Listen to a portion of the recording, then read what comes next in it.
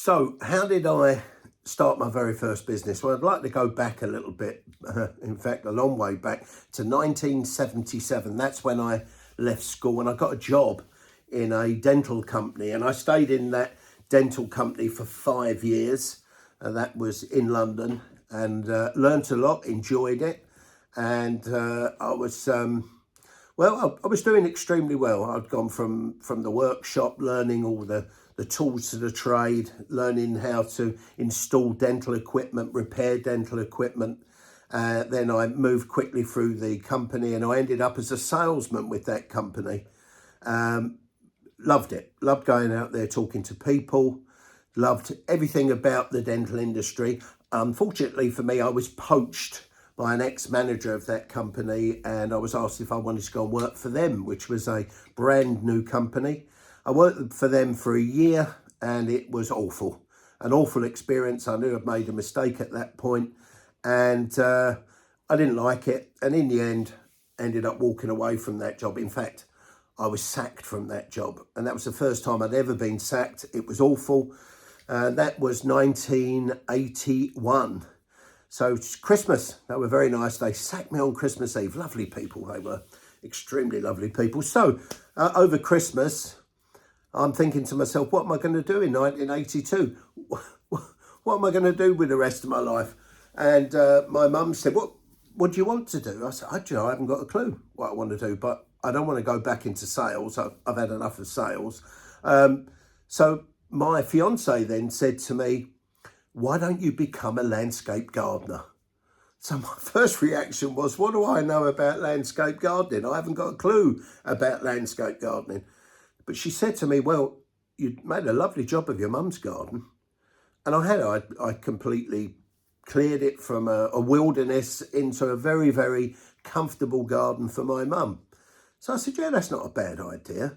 And we discussed what we were going to call that new business if I could start it. You see, I had no money. I was broke. I had not a penny. So we came up with the name of Green Fingers Gardening. That's what I was going to call myself if I could start a new business. So I started inquiring, and I went to the local job centre, and I was told that the government had put together a scheme called the Enterprise Allowance Scheme. And that was put about by Prime Minister Thatcher, Margaret Thatcher. And before any of you knock her, I love that woman. You know, if it wasn't for her, I wouldn't be where I am today. So the Enterprise Allowance Scheme meant that you had to go to London. I had to go for an interview, and I had to then present a business plan to the government of a business idea. And then I had to invest £1,000 into that business, and then the government would give me funding. Now the funding was, I believe, £82 every 2 weeks. They would give me £82. That was a lot of money back in the day. So I thought to myself, let's go to this meeting in London. I went to London. There was a couple of hundred people in this big auditorium, and they told us all about the scheme and how we would qualify. And they said, you need to write a business plan. Well, there I was, 22 years of age. I'd never written a business plan in my life. I'd only had a job. But I thought about it, and I thought, what do I need to put together to start a gardening business? Well, I'd need a van, I'd need tools, I would need the van sign written, I'd need business cards, all of those things. So I put a plan together, and I went back to this centre, presented my business plan, and they said, wow, we really like your idea. We love the name Green Fingers Gardening. And they said, all you need to do now is come back and show us that you have £1,000. I said, okay, I'll do that. Even though I was broke, I didn't have a penny. So I thought, how am I going to get this £1,000? So I had a very successful brother. So I went and saw my brother, and I said, Barry, would you loan me £1,000? And he looked at me and he said, when am I going to get it back? And I said, tomorrow. He said, pardon me? I said, tomorrow, I'll give you it back tomorrow. really, you'll give it back tomorrow? I said, yes, I'll give you the £1,000 back tomorrow. So my brother wrote me a cheque, and I went down to my local bank, which was Lloyd's Bank, and this is in Enfield in Middlesex, and I had an appointment with the bank manager. I showed the bank manager my business plan. I'd said to the bank manager that I would be accepted on this government scheme if I could invest some money into the business. Here's a cheque for £1,000 that I want to pay into a business account that I would like you to open today. So he looked at the plan. He thought it was a very good idea, and he opened a business account for me, which was called Green Fingers Gardening. And I paid that £1,000 cheque in. And he said, is there anything else I can help you with? I said, yes, actually, there is. Could you give me a bank statement to show that I put £1,000 into this account? And could I have a temporary chequebook? Which he agreed to do, and he set me up with those things. Off I trotted back to London with my bank statement. I showed them that I'd put £1,000 into the business. They were extremely happy. They told me that I had then qualified for the Enterprise Allowance Scheme programme. And I came out of there all excited, went back to the bank, showed them that I had been accepted, showed them that I paid into £1,000, which they already knew, into their bank. And they said, is there anything else we can help you with? And I said, yes, I'd like a bank loan. And they said, well, how much would you like to borrow? And I said, well, I estimate that I would need £1,500. That was £1,500 back in 1982. You see, you could buy a lot for your money in those days. So they agreed, and they gave me a bank loan of £1,500. So I went back to my brother's surgery, and my brother is a podiatrist, or was a podiatrist. I went back to him, and I got my temporary chequebook out, and I wrote my brother out my first business cheque for £1,000, and I paid it to him. And he said, wow, you kept your word. I said, I told you I'd pay you back by tomorrow. So that's what happened. So the bank gave me the £1,500 loan, and I went on a search for a van. And I found a van for about £1,000. It was an old white Ford Transit van. But it wasn't white, it was blue, a blue transit van.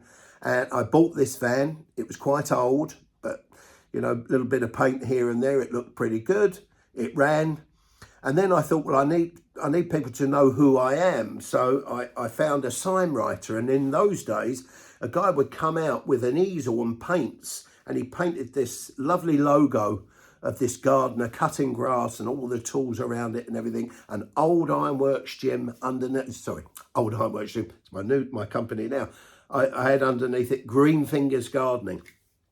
So I had the van. It was sign written.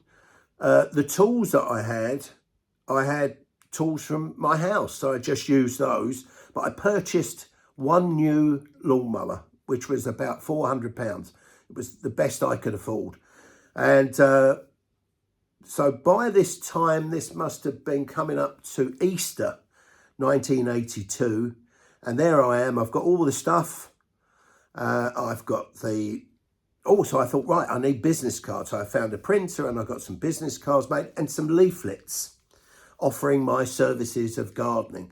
So on Easter 1982, my mentor, who was my mother, and we went putting leaflets through doors in a very affluential part of Southgate in North London, and we started posting these leaflets through doors. And we must have been doing it for about an hour and a half. And, excuse me, one person I put the leaflet through called me back and said, how much do you charge an hour?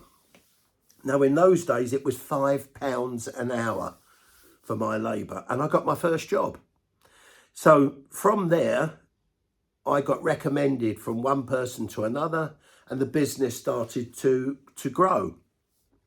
So what did I learn from that? Well, I started the business with no money. I used someone else's money, and all of a sudden I had this business. Before I knew it, I was earning a very good income working for myself. And eventually I ended up in an extremely nice area called Brookman's Park in North London. Actually, it was in Hertfordshire. And I connected with some people and they knew some people. And I ended up working at a very nice golf club called Brookman's Park Golf Club. And I can remember the day I was there with my little hoe and I'm hoeing around the first tee of Brookman's Park Golf Club. And it was an extremely lovely course. And in those days, a bloke like me couldn't play golf there. I couldn't afford the membership. You had to be invited. Not like today, anyone can play golf. It was very exclusive. And there I was weeding around this first tee and I heard these cars turn up in the car park and I looked over and there was 3 sports cars. Out of each car was a very successful young man out of each car.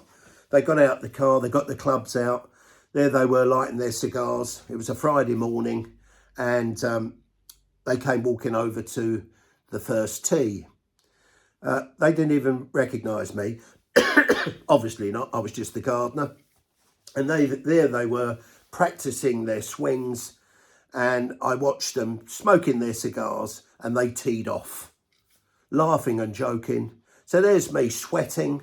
It's a summer's day and there they are playing golf on a Friday morning, not a care in the world. And I then got an inspiration. And that was, one day, that's going to be me. One day I'm going to be able to afford to play golf in a club like this. One day I'm going to be able to play golf in the day. That's going to be me one day. So I had that dream, but I knew I had to work hard. So over the years, the company grew and I took on an employee, one young lad, and he was fantastic and his parents were very wealthy. This young man didn't want to go to college. He didn't want to go to university. And he used to work with me in his summer holidays and any breaks that he had. And when it came for him to leave school, his mother rang me and said, Mark would like to come and work with you full time. So he was my very first employee. And Mark and I worked together. And then by chance, I was in the right place at the right time. I just bought a new property and it was an apartment, a flat in a place called Edmonton, and a new plot. And there was a guy there doing the grounds maintenance. So he was cutting grass, they were cleaning and window cleaning. And I thought, that looks like not a bad business to get involved with. And I bought a flat there, became a director of the managing company there, and complained really that this guy's work wasn't up to scratch. So to keep me quiet, I think the management company said, well, why don't you tender for the work? So that's what I did. I contacted him and said, can I do some work for you? Have you got any work you would like me to do? My company can do any landscaping work you want, any grass cutting, any maintenance, anything like that. And so we started doing their work as well as my work. So we were earning quite good money at that point, new property. And I just got married, had a new baby, and lots of energy. Loved working, loved what I did. And then all of a sudden, out of the blue, this particular man called Alan, who ran this company, it was called Goldfinch Maintenance, they turned around and said that they were closing the company. I was devastated. I'd just taken on all of this work. Life was great. And I said, well, why are you closing it? He said, well, I'm just shutting the business. So I actually rang up the company that he was working with. And I said, I hear that you're shutting down Goldfinch Maintenance. Could I tender for the work? So they said, who are you? And I said, well, I've been doing the landscaping for this company for a number of years. So what I did, that I literally went to Hertford. I had no idea about big business, and go to this very large building and sat around this conference table, and there was a few directors of the company there, and they're asking me who I am and this, that and the other. What do you do? What's your background? And they then told me that this particular gentleman didn't own that company, they did. And they said, what are you interested in? I said, well, now you've told me that, I'd be interested in taking the company over. I'd like to run it for you. So they went out the room, came back, they said, well, here's a suggestion for you. We don't want you to run it for us. How about you take that company over? We can actually supply you with the work. And I said, yeah, but I've already got my gardening company, which is called Green Fingers Gardening. And he said, no, you can keep that. And I said, well, I'll do that on one condition, that I can use my company to do all the contract work for you. And they agreed. So there was another opportunity. Well, that company grew from me and one lad in Green Fingers Gardening to initially taking over Goldfinch Maintenance, which then became Francis Maintenance Limited, and that company grew. And I had that business for total Green Fingers Gardening and Francis Maintenance Limited for 17 years. And I had an exit plan and I wanted to get out. And in 1999, I told them that I was interested in selling my shares, and I sold the shares. I got out of the business. Mark, the first lad who worked for me, then took over Green Fingers Gardening. And to this day, he still has that business and some of the old customers. Shows how good we work, because he's still got that business and it's still growing. And fortunately for me, I sold that business for a fair bit of money. 18 months later, the whole company collapsed. So I got out at the right time. So I thought I would just share that with you. So any of you business people out there, or people looking to start your own business and you don't know how to do it, where do I get the money from? There's always a way. There's grants out there. There's people that were willing to lend you the money to do whatever you want to do within business, if you have a plan. So first of all, find a market that you can excel in. Is there a lot of people involved with that? What sort of, is it a growing market? Can you get into that market and can you make money? Then write a plan. Write a plan on how you're going to do it, and then put it out there that you're looking for funding. If you have no money, look for funding. You can ask your parents, you could ask friends, business people you might know. Banks at the moment, yes, I suppose you could ask the bank if you want to get ripped off with with interest rates. But there are, there's funding organisations out there. There's now government funding that will help you. So don't give up. Find a way. I hope you enjoyed this video. I hope it was some kind of information for anyone. This is out on YouTube. So if you like what I've just put out here, please like and subscribe. Comments. I'd love some comments as well. So thank you for letting me share. And I'm going to be doing more videos like this with other businesses that I've done over the years. So until the next one, cheerio.